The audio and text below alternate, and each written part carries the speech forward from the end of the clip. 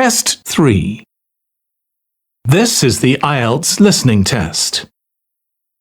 You will hear a number of different recordings, and you will have to answer questions on what you hear.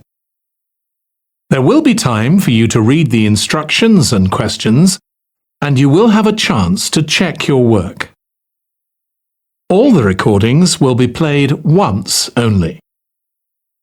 The test is in 4 parts. At the end of the test, you will be given 10 minutes to transfer your answers to the answer sheet. Now turn to Part 1.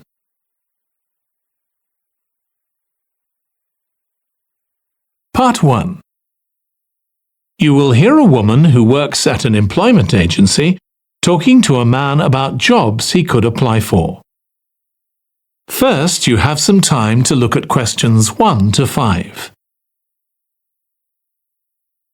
Now listen carefully and answer questions 1 to 5. Good morning. Thanks for coming in to see us here at the agency, Joe. I'm one of the agency representatives and my name's Sally Baker. Hi, Sally. I think we spoke on the phone, didn't we? That's right, we did. So thank you for sending in your CV. We've had quite a careful look at it, and I think we have 2 jobs that might be suitable for you. OK. The first one is in a company based in North London. They're looking for an administrative assistant. OK. What sort of company is it? They're called Home Solutions, and they design and make furniture. Oh, I don't know much about that, but it sounds interesting. Yes, well, as I said, they want someone in their office, and looking at your past experience, it does look as if you fit quite a few of the requirements. So on your CV, it appears you've done some data entry? Yes. So that's one skill they want. Then they expect the person they appoint to attend meetings and take notes there. OK. I've done that before, yes. And you need to be able to cope with general admin. Filing and keeping records and so on. But that should be OK. And in my last job, I also had to manage the diary. Excellent. That's something they want here too. I'd suggest you add it to your CV. I don't think you mentioned that, did you? No. So, as far as the requirements go, they want good computer skills, of course, and they particularly mention spreadsheets. That should be fine. And interpersonal skills, which would be something they'd check with your references. I think that should be OK, yes. Then they mention that they want someone who is careful and takes care with details. Just looking at your CV, I'd say you're probably all right there. I think so, yes. Do they want any special experience? I think they wanted some experience of teleconferencing. Oh, I've got 3 years' experience of that. Let's see. Yes, good. In fact, they're only asking for at least 1 year, so that's great. So is that something that might interest you? It is, yes. The only thing is, you said they were in North London, so it would be quite a long commute for me. OK. Before you hear the rest of the conversation, you have some time to look at questions 6 to 10. Now listen and answer questions 6 to 10. So the second position might suit you better as far as the location goes. That's for a warehouse assistant, and that's in South London. Yes, that would be a lot closer. And you've worked in a warehouse before, haven't you? Yes. So as far as the responsibilities for this position go, they want someone who could manage the stock, obviously, and also deliveries. That should be OK. You've got to keep track of stuff, but I've always been quite good with numbers. Good. That's their first requirement. And they want someone who's computer literate, which we know you are. Sure. Then they mention organisational skills. They want someone who's well organised. Yes, I think I am. And tidy? Yes, they go together really, don't they? Sure. Then the usual stuff. They want someone who can communicate well, both orally and in writing. OK. And for the last warehouse job I had, one of the things I enjoyed most was being part of a team. I found that was really essential for the job. Excellent. Yes, they do mention that they want someone who's used to that, yes. Now, when you were working in a warehouse last time, what sorts of items were you dealing with? It was mostly bathroom and kitchen equipment, sinks and stoves and fridges. So you're okay moving heavy things? Sure, I'm quite strong and I've had the training. Good. Now, as far as experience goes, they mention they want someone with a licence and that you have experience of driving in London, so you can cope with the traffic and so on. Yes, no problem. And you've got experience of warehouse work. And the final thing they mention is customer service. I think, looking at your CV, you're okay there. Right. So, what about pay? Can you tell me a bit more about that, please? That is the end of part 1. You now have 1 minute to check your answers to part 1. Part 2. You will hear a woman called Alice Riches talking on the radio about a scheme which involves closing streets to traffic to allow children to play. First, you have some time to look at questions 11 to 16. Now listen carefully and answer questions 11 to 16. My guest on the show today is Alice Riches, who started the Street Play scheme where she lives in Beechwood Road. For those of you that don't already know, Street Play involves local residents closing off their street for a few hours so that children have a chance to play in the street safely. She started it in her own street, Beechwood Road, and the idea caught on. And there are now street play schemes all over the city. So when did you actually start the scheme, Alice? Well, I first had the idea when my oldest child was still a toddler. So that's about 6 years ago now. But it took at least 2 years of campaigning before we were actually able to make it happen. So the scheme's been up and running for 3 years now. We'd love to be able to close our road for longer, for the whole weekend, from Saturday morning until Sunday evening, for example. At the moment, it's just once a week. But when we started, it was only once a month. But we're working on it. So what actually happens when Beechwood Road is closed? We have volunteer wardens, mostly parents, but some elderly residents too, who block off our road at either end. The council have provided special signs, but there's always a volunteer there to explain what's happening to any motorists. Generally, they're fine about it. We've only had to get the police involved once or twice. Now, I should explain that the road isn't completely closed to cars, but only residents' cars are allowed. If people really need to get in or out of Beechwood Road, it's not a problem as long as they drive at under 20 kilometres per hour. But most people just decide not to use their cars during this time, or they park in another street. The wardens are only there to stop through traffic. So can anyone apply to get involved in street play? Absolutely. We want to include all kids in the city, especially those who live on busy roads. It's here that demand is greatest. Obviously, there isn't such demand in wealthier areas where the children have access to parks or large gardens, or in the suburbs where there are usually more places for children to play outside. I'd recommend that anyone listening who likes the idea should just give it a go. We've been surprised by the positive reaction of residents all over the city, and that's not just parents. There are always a few who complain, but they're a tiny minority. On the whole, everyone is very supportive and say they're very happy to see children out on the street, even if it does get quite noisy. Before you hear the rest of the conversation, you have some time to look at questions 17 to 20. Now listen and answer questions 17 to 20. There have been so many benefits of street play for the kids. Parents really like the fact that the kids are getting fresh air instead of sitting staring at a computer screen. even if they're not doing anything particularly energetic. And of course, it's great that kids can play with their friends outside without being supervised by their parents. But for me, the biggest advantage is that kids develop confidence in themselves to be outside without their parents. The other really fantastic thing is that children get to know the adults in the street. It's like having a big extended family. It certainly does have a lot of benefits. I want to move on now and ask you about a related project in King Street. Right.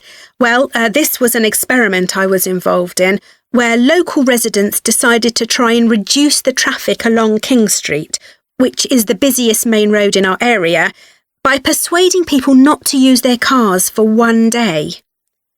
We thought about making people pay more for parking, but we decided that would be really unpopular. So instead, we just stopped people from parking on King Street, but left the other car parks open. It was surprising how much of a difference all this made. As we'd predicted, air quality was significantly better. But what I hadn't expected was how much quieter it would be, even with the buses still running. Of course, everyone said they felt safer, but we were actually amazed that sales in the shops went up considerably that day. We thought there'd be fewer people out shopping, not more. That's really interesting. So the fact that the street was... That is the end of part 2. You now have 30 seconds to check your answers to part 2. Part 3. You will hear 2 students, called Hazel and Tom, talking about Hazel's media studies assignment. First, you have some time to look at questions 21 to 26. Now listen carefully and answer questions 21 to 26. Tom, could I ask you for some advice, please? Yes, of course. If you think I can help. What's it about? It's my first media studies assignment, and I'm not sure how to go about it. You must have done it last year. Is that the one comparing the coverage of a particular story in a range of newspapers? That's right. Oh, yes. I really enjoyed writing it. So, what sort of things do I need to compare? Well, there are several things. For example, there's the question of which page of the newspaper the item appears on.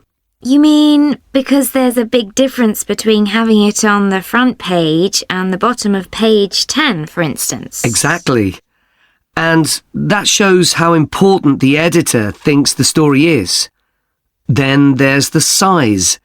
How many column inches the story is given. How many columns it spreads over. And I suppose that includes the headline. It certainly does. It's all part of attracting the reader's attention.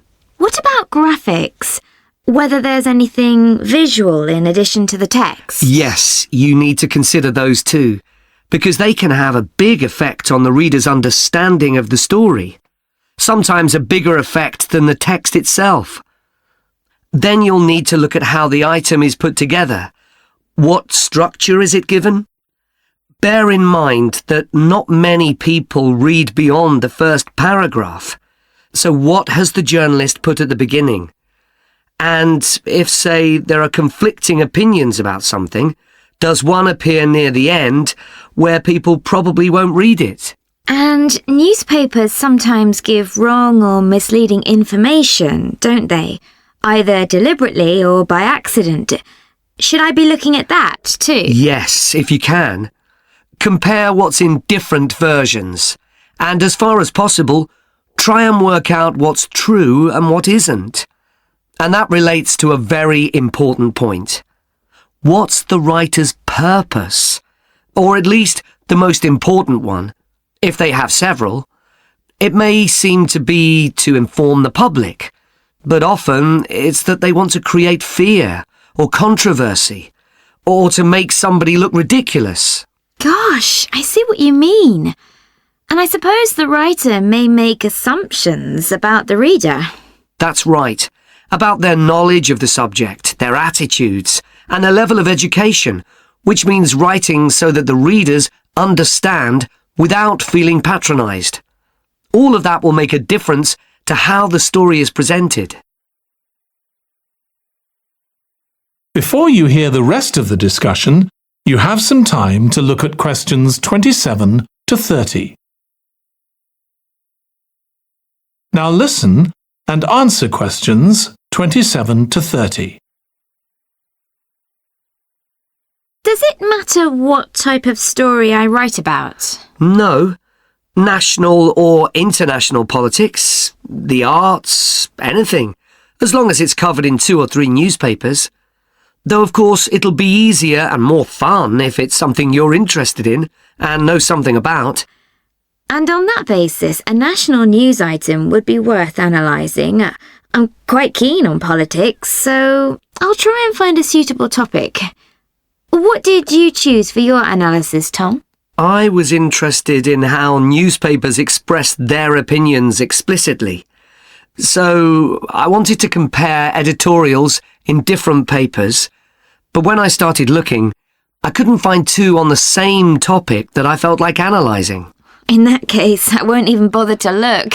So in the end, I chose a human interest story, a terribly emotional story about a young girl who was very ill, and lots of other people, mostly strangers, raised money so she could go abroad for treatment. Actually, I was surprised. Some papers just wrote about how wonderful everyone was, but others considered the broader picture, like why treatment wasn't available here. I usually find stories like that raise quite strong feelings in me. I'll avoid that. Perhaps I'll choose an arts topic, like different reviews of a film or something about funding for the arts. I'll think about that. Yes, that might be interesting. Okay, well, thanks a lot for your help, Tom. It's been really useful. You're welcome. Good luck with the assignment, Hazel. That is the end of part 3. You now have 30 seconds to check your answers to part 3. Part 4. You will hear part of a lecture on the early history of keeping clean. First, you have some time to look at questions 31 to 40. Now listen carefully and answer questions 31 to 40. Nowadays, we use different products for personal cleanliness, laundry, dishwashing and household cleaning, but this is very much a 20th century development. The origins of cleanliness date back to prehistoric times. Since water is essential for life, the earliest people lived near water and knew something about its cleansing properties, at least that it rinsed mud off their hands. During the excavation of ancient Babylon, evidence was found that soap making was known as early as 2800 BC. Archaeologists discovered cylinders made of clay, with inscriptions on them saying that fats were boiled with ashes. This is a method of making soap, though there's no reference to the purpose of this material. The early Greeks bathed for aesthetic reasons and apparently didn't use soap. Instead, they cleaned their bodies with blocks of sand, pumice and ashes, then anointed themselves with oil and scraped off the oil and dirt with a metal instrument known as a strigil. They also used oil mixed with ashes. Clothes were washed without soap in streams. The ancient Germans and Gauls are also credited with discovering how to make a substance called soap, made of melted animal fat and ashes. They used this mixture to tint their hair red. Soap got its name, according to an ancient Roman legend, from Mount Sapo, where animals were sacrificed, leaving deposits of animal fat. Rain washed these deposits, along with wood ashes, down into the clay soil along the river Tiber. Women found that this mixture greatly reduced the effort required to wash their clothes. As Roman civilization advanced, so did bathing. The first of the famous Roman baths, supplied with water from their aqueducts, was built around 312 BC. The baths were luxurious, and bathing became very popular. And by the 2nd century AD, the Greek physician Galen recommended soap for both medicinal and cleansing purposes.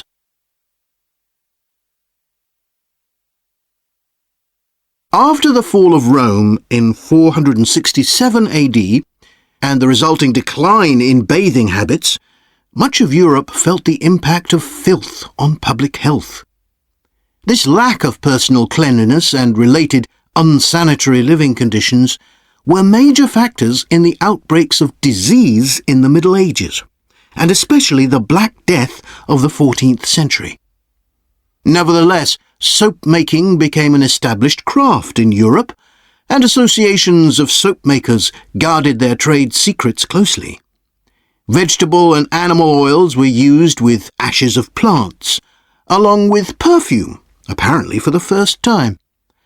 Gradually, more varieties of soap became available for shaving and shampooing, as well as bathing and laundering. A major step toward large-scale commercial soap-making occurred in 1791, when a French chemist, Nicolas Leblanc, patented a process for turning salt into soda ash, or sodium carbonate. Soda ash is the alkali obtained from ashes that combines with fat to form soap. The Leblanc process yielded quantities of good quality, inexpensive soda ash. Modern soap making was born some 20 years later, in the early 19th century, with the discovery by Michel-Eugène Chevreul, another French chemist, of the chemical nature and relationship of fats, glycerine, and fatty acids. His studies established the basis for both fat and soap chemistry, and soap making became a science. Further developments during the 19th century made it easier and cheaper to manufacture soap. Until the 19th century, soap was regarded as a luxury item and was heavily taxed in several countries. As it became more readily available, it became an everyday necessity, a development that was reinforced when the high tax was removed. Soap was then something ordinary people could afford, and cleanliness standards improved. With this widespread use came the development of milder soaps for bathing and soaps for use in the washing machines that were available to consumers by the turn of the 20th century. That is the end of part 4. You now have 1 minute to check your answers to part 4. That is the end of the listening test. In the IELTS test, you would now have 10 minutes to transfer your answers to the answer sheet. Test 4. This is the IELTS listening test. You will hear a number of different recordings, and you will have to answer questions on what you hear. There will be time for you to read the instructions and questions, and you will have a chance to check your work. All the recordings will be played once only. The test is in 4 parts. At the end of the test, you will be given 10 minutes to transfer your answers to the answer sheet. Now turn to part 1.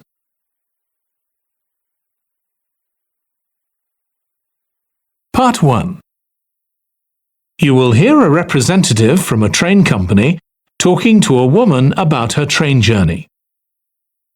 First, you have some time to look at questions 1 to 6. Now listen carefully and answer questions 1 to 6. Hello, do you mind if I ask you some questions about your journey today? We're doing a customer satisfaction survey. Yes, OK. I've got about 10 minutes before my train home leaves. I'm on a day trip. Great, thank you. So, first of all, could you tell me your name? It's Sophie Bird. Thank you. And would you mind telling me what you do? I'm a journalist. Oh, really? That must be interesting. Yes, it is. So, was the reason for your visit here today work? Actually, it's my day off. I came here to do some shopping. Oh, right. But I do sometimes come here for work. OK. Now, I'd like to ask some questions about your journey today, if that's OK. Yes, no problem. Right. So, can you tell me which station you're travelling back to? Stormforth, where I live. Can I just check the spelling? Staunfirth?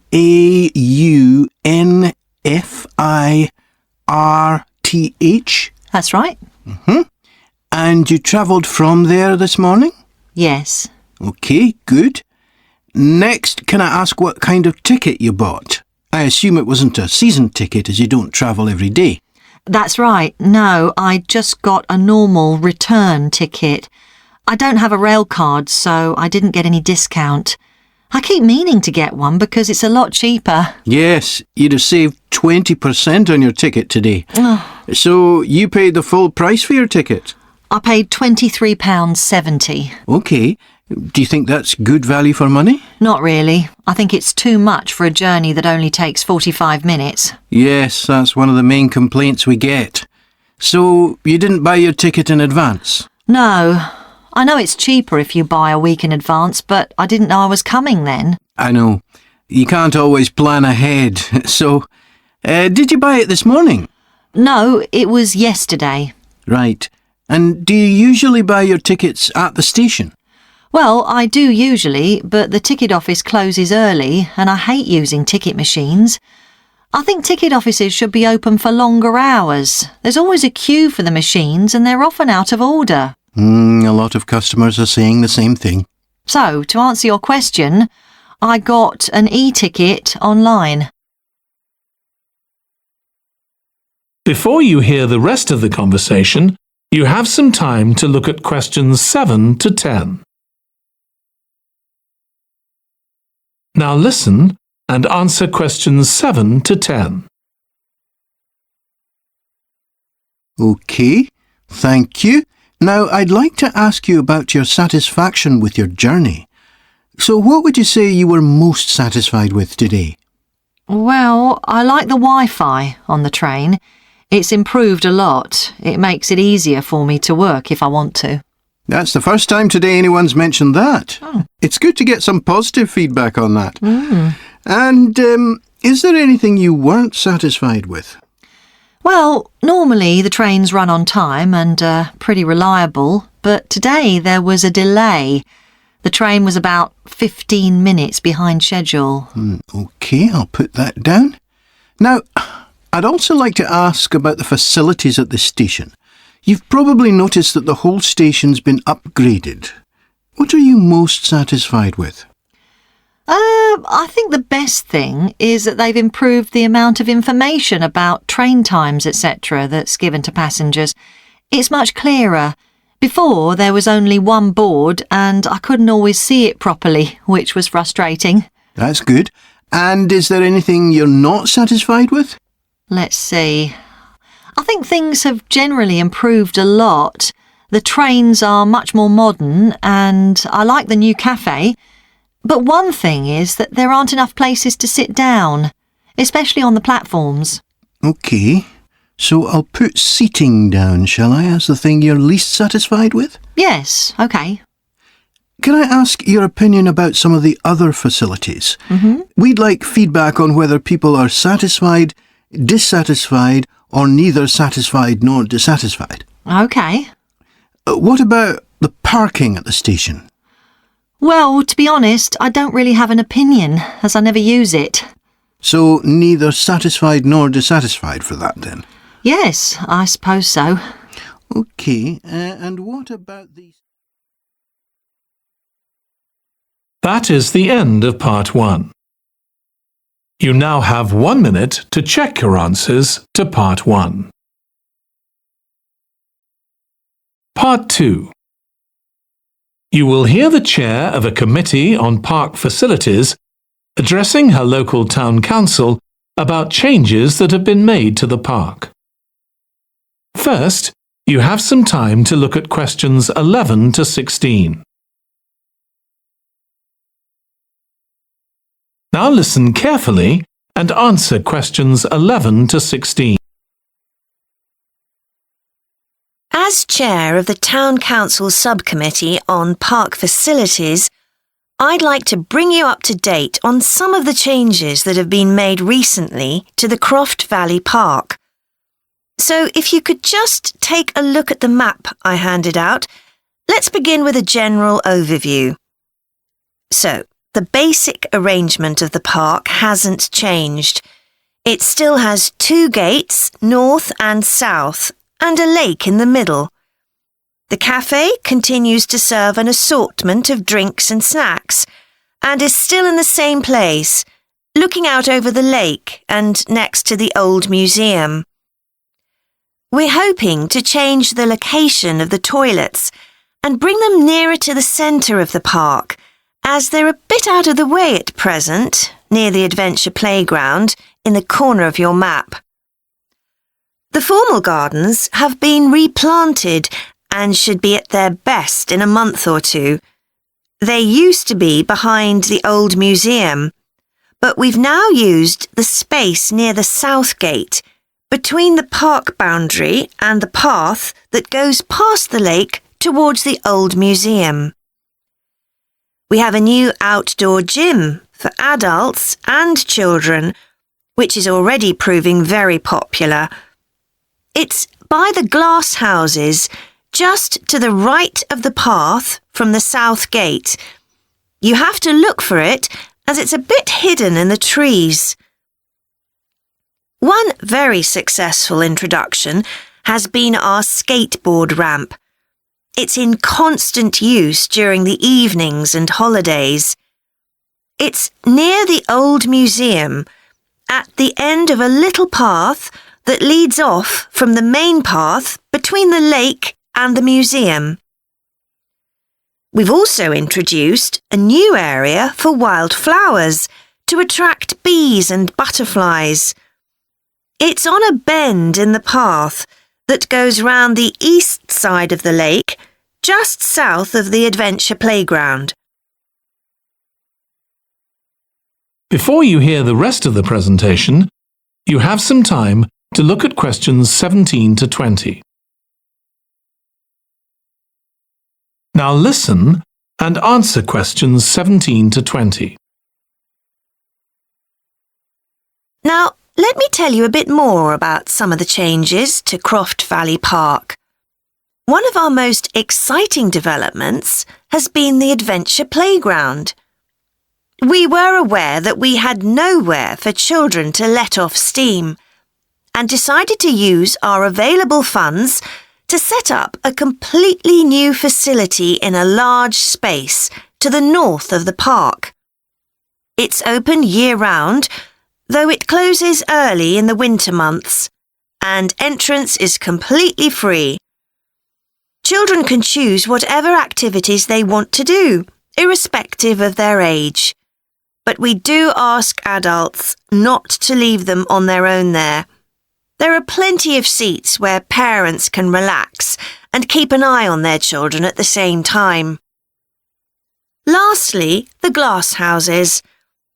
A huge amount of work has been done on them to repair the damage following the disastrous fire that recently destroyed their western side.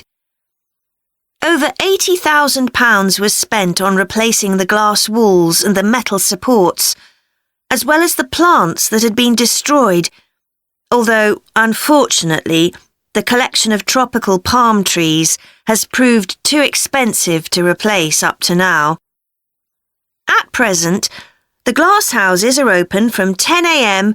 to 3 p.m. Mondays to Thursdays, and it's hoped to extend this to the weekends soon.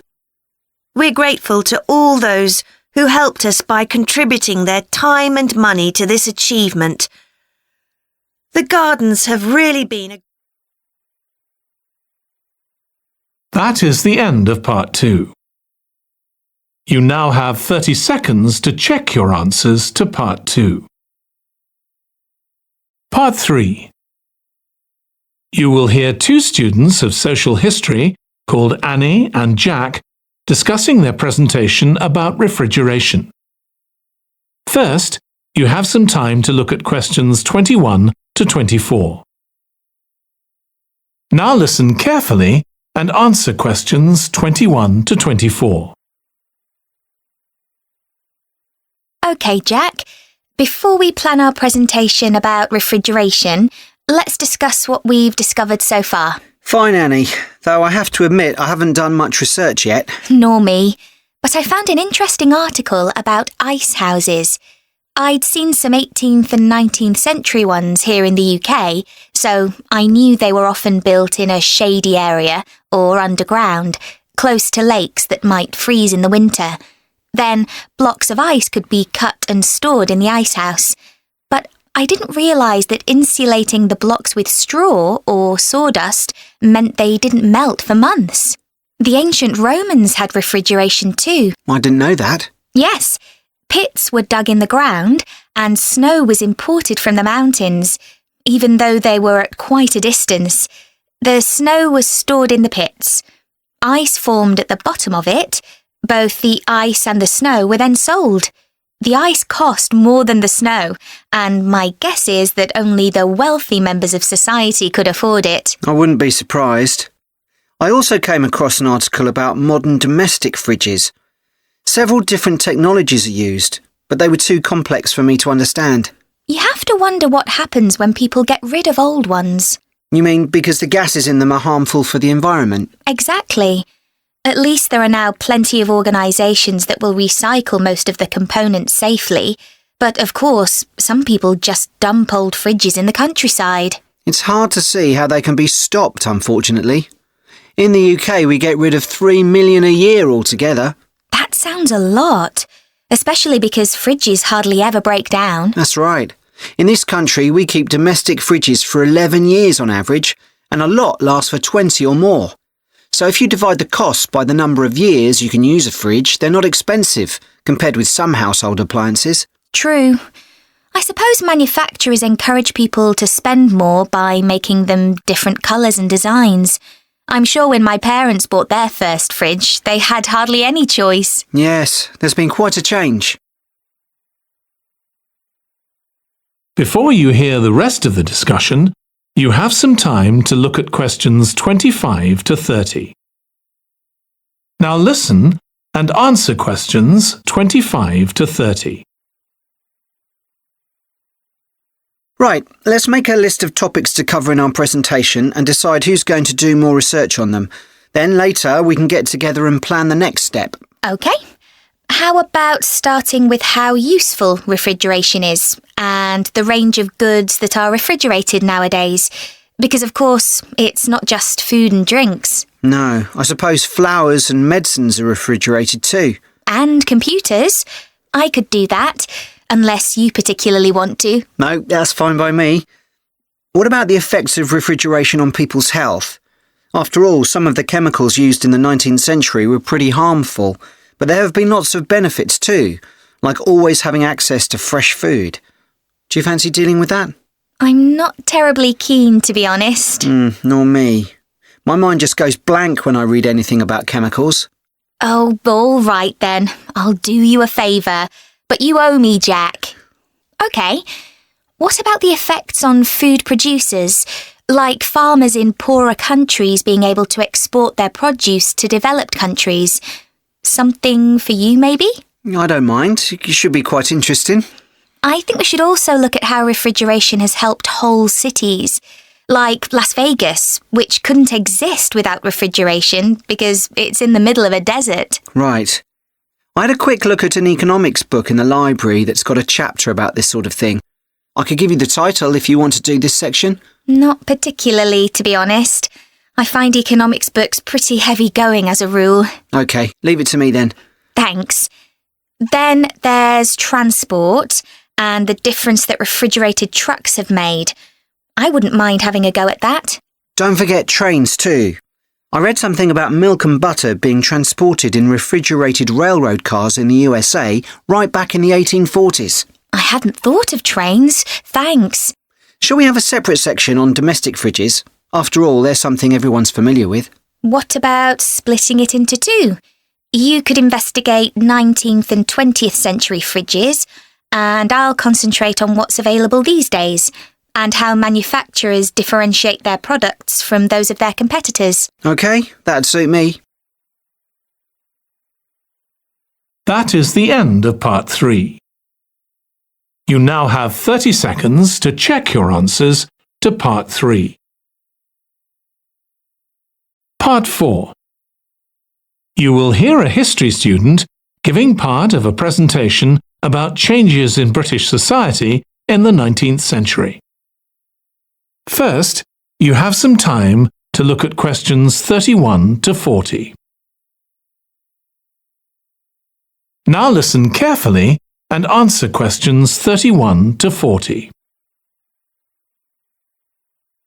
Hi everyone.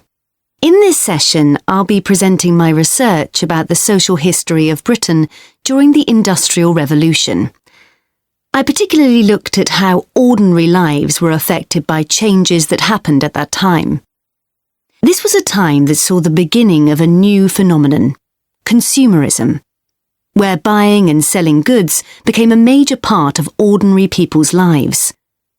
In fact, it was in the 19th century that the quantity and quality of people's possessions was used as an indication of the wealth of the country. Before this, the vast majority of people had very few possessions, but all that was changed by the Industrial Revolution. This was the era from the mid-18th to the late 19th century, when improvements in how goods were made, as well as in technology, triggered massive social changes that transformed life for just about everybody in several key areas. First, let's look at manufacturing. When it comes to manufacturing, we tend to think of the Industrial Revolution in images of steam engines and coal. And it's true that the Industrial Revolution couldn't have taken place at all if it weren't for these new sources of power. They marked an important shift away from the traditional watermills and windmills that had dominated before this. The most advanced industry for much of the 19th century was textiles. This meant that fashionable fabrics and lace and ribbons were made available to everyone. Before the Industrial Revolution, most people made goods to sell in small workshops, often in their own homes. But enormous new machines were now being created that could produce the goods faster and on a larger scale, and these required a lot more space. So large factories were built, replacing the workshops and forcing workers to travel to work. In fact, large numbers of people migrated from villages into towns as a result.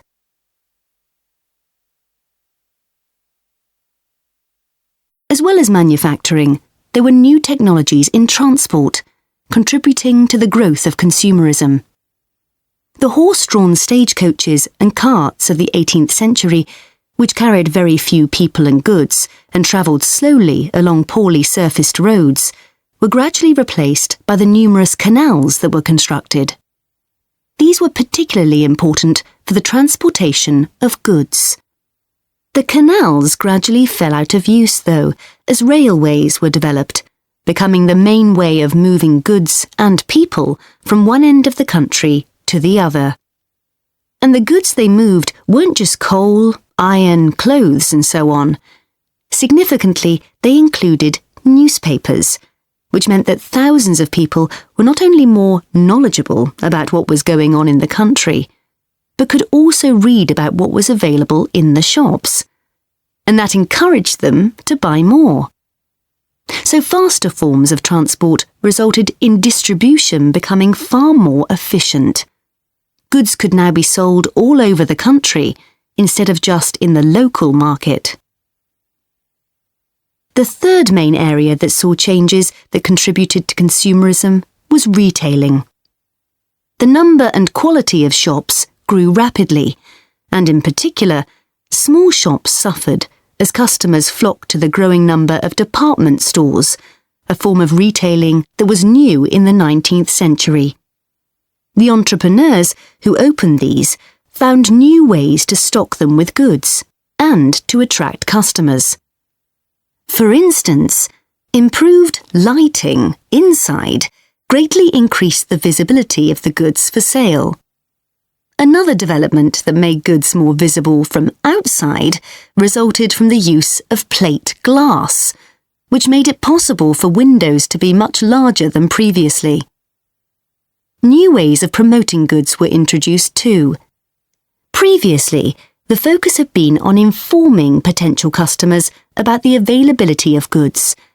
Now, there was an explosion in advertising trying to persuade people to go shopping.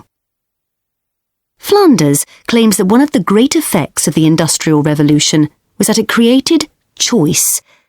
All sorts of things that had previously been luxuries, from sugar to cutlery, became conveniences, and before long they turned into necessities.